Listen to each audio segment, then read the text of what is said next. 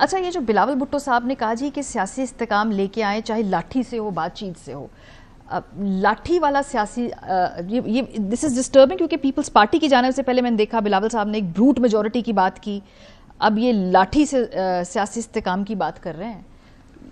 دیکھیں سیاسی استحکام اگر لاٹھی سے لے کے آنا ہو تو پھر تلخیاں بڑھتی ہیں. استحکام اس طرح نہیں آتا. جہاں پہ بھی لاٹھی کا استعمال ہوتا ہے اس کا مطلب ہے غیر استحکام کی طرف ہم جائیں گے. پیپلز پارٹی تو جنرل ضیاء بھی لاٹھی کے ذریعے استحکام لے کر آ رہے تھے, ان کے خلاف جد و جہد کرتی رہی. وہ اپنی طرف سے اس وقت کے فاشسٹ کو روک رہے تھے. تو سیاست کے اندر تو لاٹھی کا استعمال ہونا ہی نہیں چاہیے. اس میں تو دلیل, آپ کو اپنے مخالف کو قائل کرنا ہے, آپ نے کچھ اپنے حدود و قیود طے کرنے ہیں. پھر اسی طرح بروٹ میجورٹی کی بات انہوں نے کی, 26ویں ترمیم کے وقت. بروٹ میجورٹی تو نہیں ہے, یہ تو فیک میجورٹی ہے. وہ پورے پاکستان کا بچہ جانتا ہے کہ یہ میجورٹی کس طرح اس پارلیمان کو ملی ہے. اور پھر ہم جب یہ بات کہتے ہیں کہ دیکھیں, میں تو یہ سمجھتا ہوں کہ کچھ اداروں کی سینکٹٹی ہوتی ہے جو سب پہ لازم ہوتی ہے, کہ ہم بطور پاکستانی, بطور شہری, اس ملک کے شہری, ہمارے اداروں کی کچھ آئین کی آپ کہہ لیں کہ ایک سینکٹٹی کا لحاظ ہر کسی کو کرنا پڑتا ہے.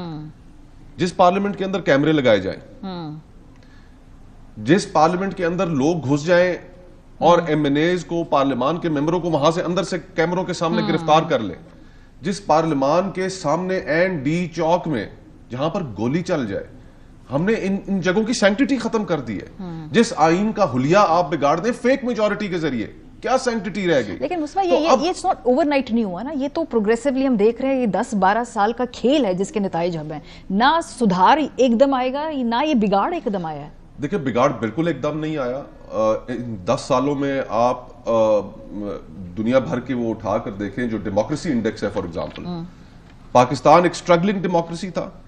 سٹرگلنگ ڈیموکریسی سے پاکستان شفٹ ہوا ہائیبریڈ ڈیموکریسی میں, اور اب ہائیبریڈ سے پاکستان شفٹ ہو گیا اتھارٹیرین رجیم میں. ایک آمرانہ نظام ہے. اب دنیا کے نزدیک جو ادارے مانیٹر کرتے ہیں ڈیموکریسیز کو پوری دنیا میں, ان کے نزدیک اب آپ ڈیموکریسی نہیں ہے. ہمارے نزدیک بھی ڈیموکریسی نہیں ہے کہ جس ملک میں آپ کے حقوق محفوظ نہ ہو, جس ملک میں بتیاں گل کر دی جائیں. اور انٹرنیٹ نہیں چل رہا, پتہ نہیں آپ کا چل رہا ہے, ایپس وغیرہ چل رہے ہیں کہ نہیں نہیں چل رہا ہے. اگر سب کچھ اتنا ہی, مجھے عامر صاحب اگر حکومت نے بات چیت نہیں کا کوئی موقع نہیں ملتا, مطلب کوئی اس وقت ہمیں اس کا صورتحال نظر نہیں آ رہی, تو پھر یہ بلاول بھٹو زرداری کی لاٹھی والے سیاسی استحکام کی بات آپ کو کیا سمجھ میں آتی ہے؟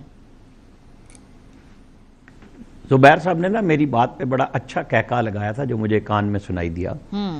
ٹی وی تو سامنے میرے نہیں ہے, لیکن میں جو بات کر رہا ہوں کہ کیا پھر آپ اسٹیبلشمنٹ کے گھٹنے ٹکوا کے منوائیں گے کہ جی 24 میں دھاندلی ہوئی اور 18 پہ آپ کہیں گے چونکہ بس ٹھیک ہے وہ تو ہو گیا, گزر گیا, تو پھر آپ ایسے ہی چلتے رہیں گے, کیونکہ ماننا سب کو پڑے گا اور سب کو ایک ایک قدم پیچھے ہٹنا ہوگا.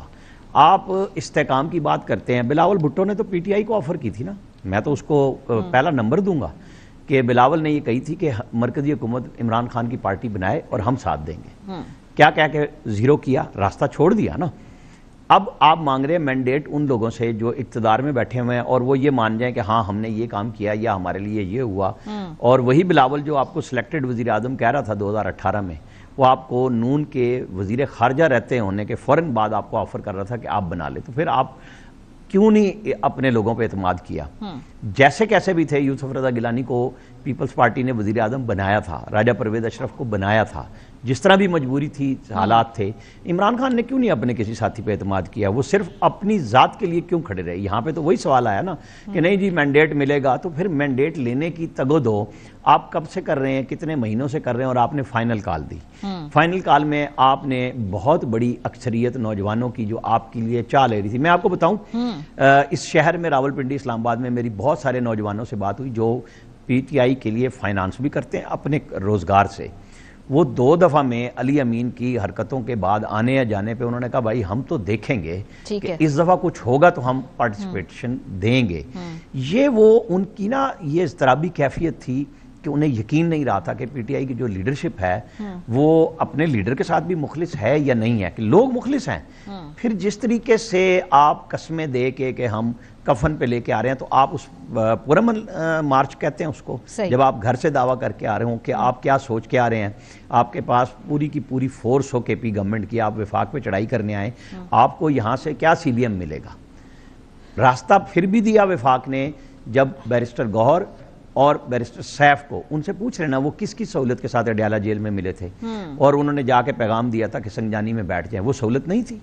یہ بتا دینا تینوں لوگ ان کو کون لے گیا منال کے راستے سے، یہ سچ بتائیں نا تو ساری دنیا کو پتہ چل جائے گا کہ آپ کر کیا رہے ہیں اور عام آدمی کے ساتھ کیا کر رہے ہیں. لہٰذا سچ بتائیں اور بیٹھ کے بات کرنے کا، چاحے آپ کو 2029 میں ملتا ہے الیکشن یا آپ کو تو پھر بیٹھ کے بات کریں نا. یہ جو لاٹھی والے استحکام کی بات جو کی ہے بلاول صاحب نے، میں تو یہ اس حوالے سے آپ سے پوچھوں تو پھر بیٹھ کے بات کرنے میں تو کسی کو، میں نے آپ کو اس لیے کہا دیکھیں میں نے کیوں مثال دی کہ اس نے پہلی آفر پی ٹی آئی کو کی تھی، ٹھیک ہے، پھر آپ نے خود بروٹ میجورٹی کی بھی بات کی، پھر تنگ آمد بجنگ آمد ہے کہ جی آپ کوئی راستہ نہیں نا لینے کے لیے تیار، ٹھیک ہے، یعنی کوئی آپشن نہیں چھوڑا ان کے پاس، بلاول کا کوئی اور آپشن نہیں چھوڑا زبیر صاحب پی ٹی آئی نے، اس وجہ سے وہ تھک گئے ہیں، وہ بھی ڈھونڈ رہے تھے، انہوں نے نہیں دیا. ہاں وہ بات کر وہ بھی تھک گئے ہیں کہ بھئی کتنی دفعہ انگیج کریں آپ لوگوں کو، آپ کو راستہ دینے کی کوشش کریں، آپ نہیں کریں تو بس پھر ٹھیک ہے، اب جس کی لاٹھی اس کی بھینس. کوئی نہیں.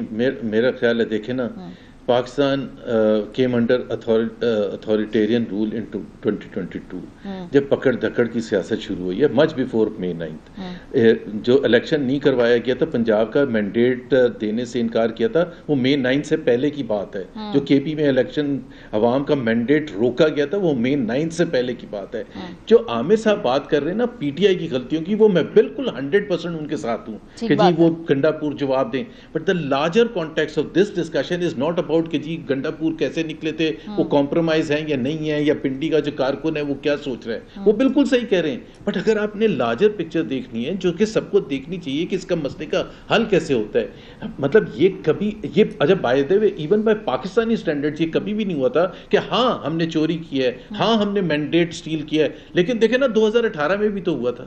کم سے کم 2018 والے یہ تو نہیں کہہ رہے تھے کہ ہم نے سٹیل کیا اور ہم بیٹھے بھی. یہ تو آج یہ کہہ رہے کہ ہم نے سٹیل کیا، جو مانا ہی نہیں وہ بہتر ہے، جو پھر مانا ہی نہیں کہ مینڈیٹ اس وقت سٹیل کیا تھا. نہیں بٹ اس کے ساتھ ساتھ کیا کیا ہے، اس کے ساتھ ساتھ ماریا دیکھیں نا کیا کیا ہے. سپریم کورٹ جو سپیریئر جوڈیشری ہے اس کو بالکل ختم کر دیا ہے. ادھر آپ انصاف کی توقع ہی نہیں کر سکتے. کانسٹیٹیوشنل جو بینچ بنایا گیا ہے 6 ججز کو چھوٹی بات نہیں ہے. آف اسلام آباد ہائی کورٹ نے آج سے تقریباً 7-8 مہینے پہلے کہا کہ ہمارے گھروں کو چیز کیا جاتا ہے، ہمیں چیز کیا جاتا ہے، کیمرے لگے ہوئے. یہ سب was there did the state or the ریاست جو کہتے ہیں ہم، کیا پرائم منسٹر نے کسی نے کوئی جواب دیا ہے، کوئی یہ کہا ہے کہ جی آپ تسلی سے اپنے فیصلے اپنی مرضی کے حساب سے کریں. آپ کو یہ میسج دیا گیا کہ ہاں ہم نے آپ کو ڈرانے کی کوشش کی تھی اور ہم آپ کو کنٹینیو اس پروسیس میں رکھیں گے. سو آپ اپنی بچت کے لیے آپ یہ نہ بات کریں 2024 کی، آپ بات کریں کہ آج اگر کوئی غلط ہے تو آپ اس کو یاد دلائیں جج صاحب کہ 2018 یا 19 میں شاہد خاقان عباسی کو غلط بند کیا تھا.